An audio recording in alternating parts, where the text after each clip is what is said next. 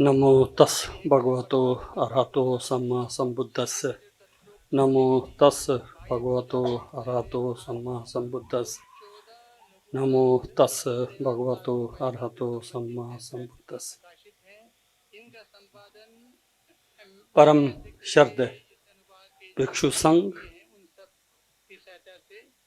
तथा विभिन्न यूनिवर्सिटियों से पधारे प्राचार्यगण तथा मेरे संस्थान परिवार के सभी कर्मचारीगण और विभिन्न संगठनों से आए तथागत बुद्ध के प्रति श्रद्धा रखने वाले आप सबका मैं सर्वप्रथम तो हार्दिक अभिनंदन करता हूं और मैं स्वागत करता हूं।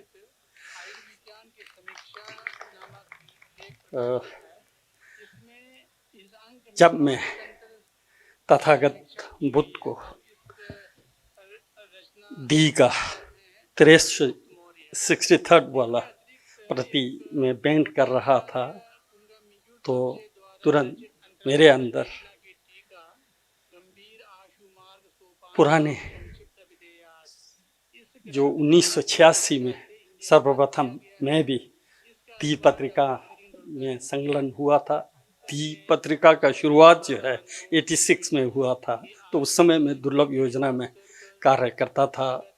उस समय प्रोफेसर जगन्नाथ उपाध्याय जी, जनार्दन पांडे जी, ब्रजवल्लभ द्विवेदी जी आदि अनेक दिग्गज लोग थे, उनका स्मरण हो आया और मैंने कभी कल्पना भी नहीं किया था कि आगे चलकर ये 63वां दी पत्रिका तथागत बुद्ध के चरणों में मुझे समर्पित करने का अवसर मिलेगा।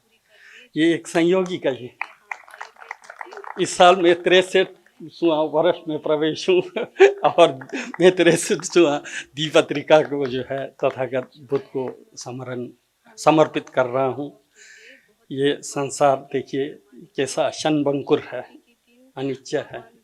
आज हम हैं तो कल हम नहीं होंगे, लेकिन जब हम थे उस समय यदि हमने कुछ समाज के हित में, लोग के हित में कुछ कल्याणकारी काम किया हो तो वो परंपरा जो है निरंतर बने रहती है। प्रोफेसर जगन्नाथ उपाध्याय जी ने इस दी पत्रिका को शुरुआत किया था। इसके चलते आज हम दी पत्रिका के नाम से यहाँ एकत्रित हो रहे हैं। साथ ही साथ आपको बुद्ध जयंती तो है ही है, लेकिन इस परंपरा के साथ हर साल जो है ये पत्रिका जो निकलती है और लोग आपस में बैठ करके इस पर विचार विमर्श करते हैं। इसलिए हम लोगों को इस दुर्लभ मानव जीवन की प्राप्ति के पश्चात कुछ ऐसा महत्वपूर्ण कार्य छोड़ करके जाना चाहिए। उसके पश्चात भी लोग हमें स्मरण करें, याद करें, तभी तो जीवन का मैं समझता हूँ अर्थ है, मीनिंग है। अन्यथा दुनिया में लोग आते हैं, आकर चले जाते हैं, किसने किसको जाना है। यही तथागत बुद्ध को लें। तथागत बुद्ध 2567 वर्ष पहले उन्होंने इस द्वीप पर जन्म लिया है। उसके बाद उन्होंने करोड़ों लोगों का हित किया। तथागत बुद्ध भी कोई ऊपर से अवतरित ऐसे कोई अवतार नहीं थे, वो भी हमारे तरह ही थे, ऑर्डिनरी थे, सामान्य जन थे, लेकिन उन्होंने प्रयास किया और वो जो है बुद्ध बने। यदि हम भी ये प्रयास करेंगे तो निश्चित रूप से हम भी बुद्ध बन सकते हैं। इस चीज़ को हमको समझना चाहिए। ये कोई तथागत बुद्ध की बपोती नहीं है। सभी प्राणी मात्र के अंदर जो है बुद्ध बनने की क्षमता है। यदि प्राणी है, यदि सत्व है, तो उसके अंदर बुद्ध बनने की क्षमता है। जैसे शाक्यमुनि बुद्ध के अंदर थी, या कह सकते हैं सिद्धार्थ गौतम भी हमारे तरह ही प्राणी थे, सत्व थे। तो वो जब बुद्ध बन सकते हैं तो हम क्यों नहीं बुद्ध बन सकते हैं। वैसे भी महायान में तो कहा गया है कि सभी प्राणी मात्र में जो है बुद्धत्व व्याप्त है। ये होना भी चाहिए, मैं समझता हूँ मेरे दृष्टि से। जैसे कि यदि आप आम का पेड़ उगाना चाहते हैं तो आम का बीज होना चाहिए। सेब के बीज से तो आम नहीं बन सकता है। तो यदि आपको बुद्ध बनना है तो तो बुद्ध बनने की बीज, बुद्ध बनने की क्षमता आपके अंदर या प्राणी के अंदर होना चाहिए। उसके अभाव में व्यक्ति बुद्ध नहीं बन सकता है। जब सिद्धार्थ बुद्ध बन सकते हैं तो हम भी क्यों नहीं बुद्ध बन सकते हैं? इस चीज़ को हमको समझना चाहिए। हमारे अंदर वो बुद्धत्व जो है इस चीज़ को हमको समझना। जब हम बुद्धत्व की बात करते हैं तो बुद्धत्व क्या है इस चीज़ को भी समझना पड़ेगा। मेरे दृष्टि में बुद्धत्व का अभिप्राय जो है क्या है कि बुद्ध जो है असीमित ज्ञान के भंडार थे, असीमित करुणा के भंडार थे, असीमित परोपकार करने वाले थे। उसको मैं बुद्ध कहता हूँ। बुद्ध का अर्थ ऐसा नहीं कि कहीं सुपर पावर कहीं बैठा हो, ऐसा नहीं। बुद्ध वो है जिसके अंदर असीमित करुणा, असीमित ज्ञान, असीमित परोपकार करने की क्षमता हो। इस दृष्टि से जब हम देखते हैं तो चित्त के क्वालिटी को देखिए, चित्त के गुण पर विचार कीजिए। तो जड़ और चेतन में आप अंतर कीजिए। जड़ भौतिक पदार्थ है, उसके अंदर जो है वस्तु को परसीव करने की, वस्तु को जानने की क्षमता नहीं रहती है। वस्तु को जानने की क्षमता जो है चेतना में रहती है, चित्त में रहता है। चित्त का गुण जो है क्या है? वस्तु को जानना, वस्तु को समझना जो है चित्त का एक क्या है? क्वालिटी है जो हमें जड़ से अलग करती है। वहीं दूसरी ओर देखिए, चित्त का गुण जो है क्या है? करुणा है, करुणा में है। कोई ऐसा प्राणी नहीं है जो किसी न किसी को प्यार या स्नेह न करता हो। हिंसक भी हो, हिंसक प्राणी भी हो, चाहे टाइगर जैसा हिंसक प्राणी जो मांस पर निर्भर करती है, उसके अंदर भी अपने कफ के प्रति, अपने बच्चों के प्रति स्नेह जो है रहती है। इसलिए ये सिद्ध करती है कि चित्त के अंदर जो है करुणा का अंश है, दया का अंश है। जड़ के अंदर ये गुण नहीं है। चित्त का ये क्वालिटी जो है क्या है? करुणा में या दया में होना जो है चित्त का एक गुण है, ऐसा मैं मानता हूँ। तीसरा गुण क्या है? जड़ कोई अपने से कार्य करने में सक्षम नहीं है। जड़ पदार्थ अपने से कार्य नहीं कर सकता है। कार्य करने की क्षमता जो है क्या है? चित्त के अंदर है। चित्त ही कार्य को संपन्न कर सकती है, चित्त के मार्फत अर्थात। तो इस प्रकार जब आप देखते हैं, चित्त का गुण क्या है? ज्ञान, बोध करना, वस्तु की वास्तविकता को समझना चित्त का एक गुण है। दूसरा गुण है करुणा, चित्त का गुण है। तीसरा गुण है परोपकार करना। ये तीन हर व्यक्ति के अंदर, हर प्राणी के अंदर ये तीन गुण जो है समाहित है, ऐसा मैं मानता हूँ। अब इसको जो है हमको डेवलप करना है, हमें अपने ज्ञान को विकसित करना है। विकसित करते हुए इन्फिनेट ज्ञान की प्राप्ति हम लोगों को करना है। जब हम इन्फिनेट ज्ञान का बात करते हैं तो इसका अर्थ ये नहीं कि हमको जो है सुपरसोनिक जेट बनाना है या ये बनाना है या वो बनाना, नहीं। वस्तु की वास्तविकता को समझना, वस्तु की रियलिटी को समझना जो है मैं समझता हूँ ज्ञान का जो है ऑब्जेक्ट होना चाहिए। जब इस पर हम विचार करते हैं तो तथागत बुद्ध ने जो है हर वस्तु को जो है प्रतीत्य समुत्पाद कहा है। तथागत बुद्ध के अनुसार जो है क्या है? सभी धर्म जो है प्रतीत्य समुत्पन्न है। इस पर आप गंभीरता पूर्वक अगर आप विचार करेंगे तो तथागत बुद्ध की विशेषता को आप समझेंगे। तथागत बुद्ध से पूर्व जो प्रतीत्य समुत्पाद का सिद्धांत जो किसी ने स्थापित नहीं किया। या तो उस समय शाश्वतवादी थे, या तो उस समय जो है चारवाक जो है उच्छेदवादी थे, या तो शाश्वतवाद या तो उच्छेदवाद। लेकिन तथागत बुद्ध जो है शाश्वत और उच्छेद के बीच में मध्यम मार्ग अर्थात प्रतीत्य समुत्पाद की स्थापना जो है बुद्ध ने किया है। संसार में कोई भी ऐसा वस्तु नहीं है जो हेतु या प्रत्यय से उत्पन्न नहीं हो। बिना कॉज और कंडीशन का किसी भी प्रकार का वस्तु का वजूद हो ही नहीं सकता है, अस्तित्व हो ही नहीं सकता है। वस्तु को अस्तित्व में आने के लिए जो है हेतु प्रत्यय की आवश्यकता होती है। जिस प्रकार उदाहरण के लिए हम भवन को लें, बिल्डिंग को लें, बिल्डिंग में भिन्न भिन्न आपको ईंट चाहिए, गारा चाहिए, पत्थर चाहिए, लकड़ी चाहिए, शीशा चाहिए, बहुत सारी चीज़ें चाहिए। तो उनके संयोग से जो है बिल्डिंग बनता है। हेतु प्रत्यय के बिना किसी वस्तु का अस्तित्व हो नहीं सकता है। यदि आप मान लें बिना हेतु और प्रत्यय का किसी वस्तु का अस्तित्व है तो आप ये भी कह सकते हैं कि आपके जेब में हाथी भी है, कल्पना तो कर ही सकते हैं, क्योंकि उसके होने के लिए जो हेतु प्रति की आवश्यकता नहीं है ना। इसलिए तथागत बुद्ध ने जो जो मुझे प्रभावित करती है, प्रतीत समुत्पाद का सिद्धांत जो है मुझे प्रभावित करता है, तो मैं तथागत बुद्ध के प्रति जब प्रतीत समुत्पाद के दर्शन पर विचार करता हूँ तो अपने से जो है उनके प्रति जो है आस्था श्रद्धा जो है अपने से उत्पन्न होता है। तो मैं प्रैक्टिकल रूप से, जैसे कि हमारे रमेश प्रसाद जी ने हम लोगों को जो है प्रैक्टिकल होने की बात कही, मैं भी थोड़ा प्रैक्टिकल सिद्धांत की अपेक्षा में प्रैक्टिकल को पसंद करने वालों में हूँ।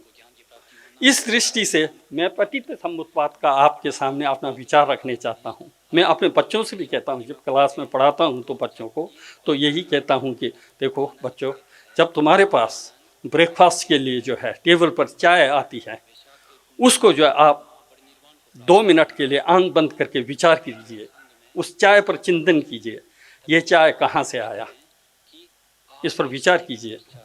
इसमें जो चाय पत्ती है वो जो है आसाम के बागान या दार्जिलिंग या सिक्किम के बागान में, जहाँ गरीब महिलाएं अपने बच्चों को जो है पीठ पर रख करके बांध करके धूप में बारिश में होते हुए भी चाय पत्ती को उठाते हैं, है ना। तो इस प्रकार प्रोसेस करके जो है हमारे टेबल तक पहुंचती है, इस चीज़ को समझना चाहिए। और उसमें जो चीनी है वो कहाँ से, किसने गन्ना पैदा किया, किसानों ने किस कठिन परिश्रम से गन्ना के मार्फत जो है ये चीनी बन करके आपके टेबल पर आया, इस चीज़ को विचार करना चाहिए, सोचना चाहिए। ये ऐसा ही ऊपर से ये टपक कर नहीं आया, उसके पीछे हज़ारों लोगों का खून और पसीना बहा है।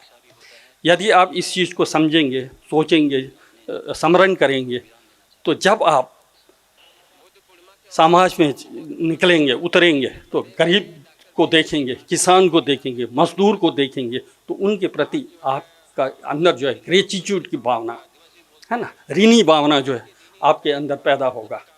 हम लोग ये विचार नहीं करते हैं। इसी के चलते जो है दुनिया में जो समस्याएं हैं, हमारे अंदर ग्रेटिट्यूड की भावना, ऋणी भावना हमारे अंदर नहीं है। हम जैसे उदाहरण के लिए प्रोफेसर हैं तो हम समझते हैं हम प्रोफेसर हैं। आप कैसे प्रोफेसर हैं यदि छात्र नहीं है, तो आपका कोई अस्तित्व नहीं है।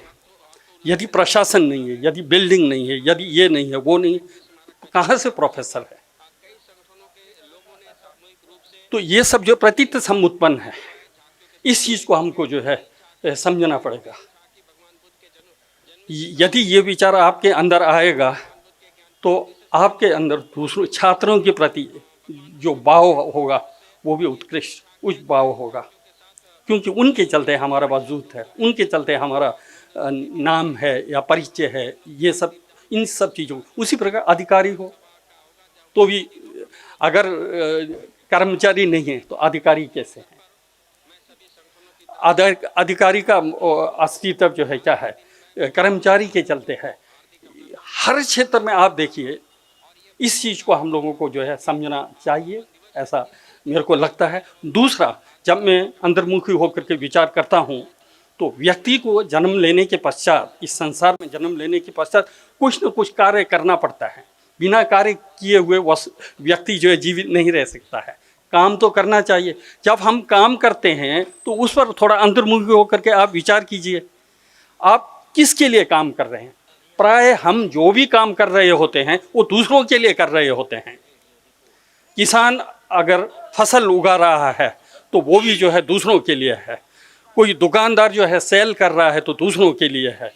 अध्यापक पढ़ा रहा है तो दूसरों के लिए कर रहा है। हर काम जो है गंभीरतापूर्वक आप विचार करेंगे, दूसरों के लिए हम कर रहे होते हैं। लेकिन ये भाव हमारे अंदर अगर रहे तो आप कभी भी काम से कामचोर नहीं होंगे।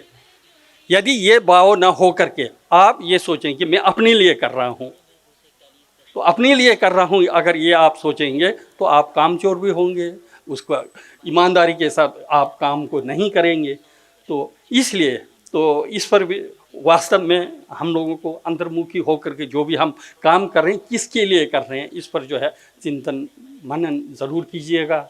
अगर ऐसा आप करते हैं तो आपके अंदर जो है कार्य करने की क्षमता भी बढ़ेगी, आपको आनंद का अनुभव होगा। एक आप अधिकारी हैं तो आपको लगेगा वाह, आज मैंने इतने ज़रूरतमंदों का जो है फाइल जो है निपटारा है, कितने लोगों का मैंने मार्गदर्शन किया, काम किया, आज तो मेरा जीवन जो है मीनिंगफुल रहा, अर्थफुल रहा।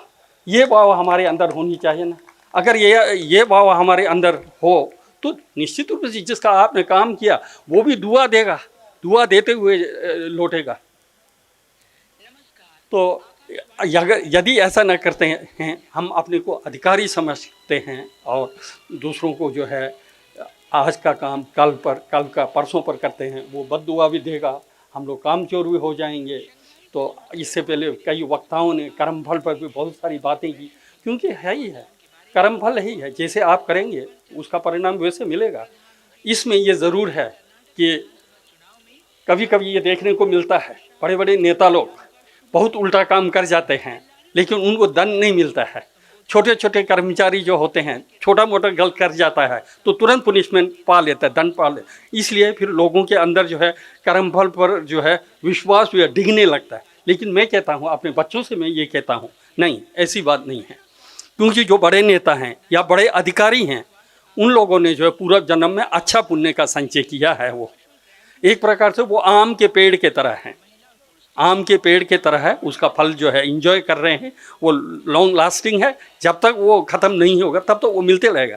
जो छोटे छोटे कर्मचारी हैं, जो छोटे छोटे गलती पर पकड़े जाते हैं, वो जो अनाज फसल के तरह है, 6 महीने में पक जाता है, नष्ट हो जाता है, ख़त्म हो जाता है, वो चंगुल में फंस जाते हैं, उनको जो है पीड़ित होना पड़ता है। इसका अर्थ ये नहीं है कि कर्मफल नहीं है, बिल्कुल कर्मफल है। कर्मफल जो होते हैं हम देखते हैं, जीवन में देखते हैं, कुछ कुछ फल जो है 3 दिन के अंदर मिलती है, कुछ महीने के अंदर मिलता है, कुछ साल के अंदर मिलता है, कुछ वर्षों लग जाते हैं। तो लेकिन कर्म फल जो है बेकार नहीं जाता है। इस चीज़ को हमको जो है अगर विश्वास करें, मैं समझता हूँ हमारा जीवन जो है धन्य होगा, सुंदर होगा। तो हमारा जीवन क्या है, हमारे जीवन 70-80 साल तक है, उससे ज़्यादा और हम क्या जिएंगे। और उन 70-80 सालों में भी हमारे पास जो अधिकार होगा वो तो 60 या 65 साल तक के अधिकार होगा ना। उसके बाद तो हमको रिटायर्ड होना ही पड़ेगा। उस दिन क्या करेंगे? जिस दिन आपके पास अधिकार है उसका अगर आप भरपूर लोगों के हित में अगर आपने काम किया होगा तो जीवन भर आप उसको स्मरण करेंगे, तो कितना आपको आनंद आएगा। कभी कभी मैं देखता हूँ ना, वैसे ये जीवन क्या है, स्वप्न ही है सच पूछा जाए। कल बीत गया है, स्मरण मात्र है ना, कल बीता है, स्वप्न ही कह सकते हैं हम उसको। परसों बीत चुका है, वो आज स्वप्न ही है। स्वप्न के अतिरिक्त है क्या, है ना। तो स्वप्न है, लेकिन कल जो हमने अच्छा काम किया था, किसी का परोपकार किया था, किसी का भलाई किया था, उस स्वप्न को हम सोचते हैं तो आनंद आती है ना। है तो स्वप्न है, लेकिन 2 दिन पहले किसी के हित में आपने काम किया हो तो उससे आपको जो है शांति मिलती है, पीस मिलता है। स्वप्न होने के बावजूद यदि आपने गलत किया हो, उसका स्मरण आपको आज आने लगे, है तो स्वप्न है, लेकिन उससे आप जो है परेशान हो जाएंगे। तो इस दृष्टि से जीवन जो है बहुमूल्य है, कुछ समय के लिए है। जब तक हमारे पास अधिकार है उसका सदुपयोग करना चाहिए। मीनिंगफुल जीवन जीने का प्रयास कीजिए, चेष्टा कीजिए। तो मैं समझता हूँ यदि हम लोग ऐसा करते हैं, तथागत बुद्ध के इस पुनीत अवसर पर हम लोग बुद्ध जयंती का सेलिब्रेशन करके मीनिंगफुल होगा। इन्हीं शब्दों के साथ मैं पुनः आप लोगों को, ये जीवन बहुत दुर्लभ है, आसानी से नहीं मिलता है ना। इस समय मिला है, क्यों दुर्लभ है? और एक शब्द में बोल दूं क्यों दुर्लभ है, क्योंकि आज आप दुनिया में देख रहे हैं ना, जितने भी डेवलपमेंट हुआ है वो किसने किया है? मनुष्य ने किया है। जेट किसने किया? मनुष्य ने किया है। बड़े बड़े आविष्कार हुए हैं साइंस, टेक्नोलॉजी, मेडिसिन में, वो सब आदमी ने किया ना। कोई ऊपर से देवता आकर के तो नहीं किया, किसी नाग देव से नाग आकर के तो नहीं किया, मनुष्य ने किया ना। तो हम भी मनुष्य हैं, मनुष्य के अंदर ये क्षमता है। मनुष्य प्रयास करे बुद्ध बन सकता है, मनुष्य प्रयास करके बड़ा भारी साइंटिस्ट बन सकता है, मनुष्य प्रयास करे बहुत कुछ कर सकता है। ये हमारे अंदर ये पोटेंशियल है, इस चीज़ को हमको समझना। इस प्रकार पोटेंशियल वाला जो वस्तु ईजी कहाँ मिलेगा? आसानी से नहीं मिल सकता ना। डायमंड बहुत प्रीशियस है ना, क्योंकि उसका यूटिलिटी बहुत ज़्यादा है ना, इसलिए वो प्रीशियस है, वो आसानी से मिलेगा नहीं। डायमंड के साथ मनुष्य जीवन को आप तुलना करेंगे, डायमंड कुछ नहीं है मनुष्य के सामने। तो मनुष्य दुर्लभ है, तो दुर्लभ मानव प्राप्ति हम लोगों ने की है, लेकिन इसके बावजूद ये क्षणिक भी है, पता नहीं कल हम होंगे या नहीं होंगे। तो इस चीज़ को भी समझते हुए अपने जीवन को जो है सुंदर बनाने का चेष्टा करना चाहिए। इन्हीं शब्दों के साथ फिर काफ़ी समय भी हो गया है, तो आप लोगों ने बड़े धैर्य के साथ सुना, तो धन्यवाद।